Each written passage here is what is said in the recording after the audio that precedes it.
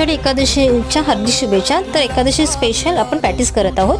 तर साबुदाणा घेतलेला आहे मिक्सरला वाटून 1 वाटी आणि उकडलेले बटाटे घेतलेले आहे 2 मध्यम आणि 2 हिरव्या मिरच्या टाकलेल्या आहेत.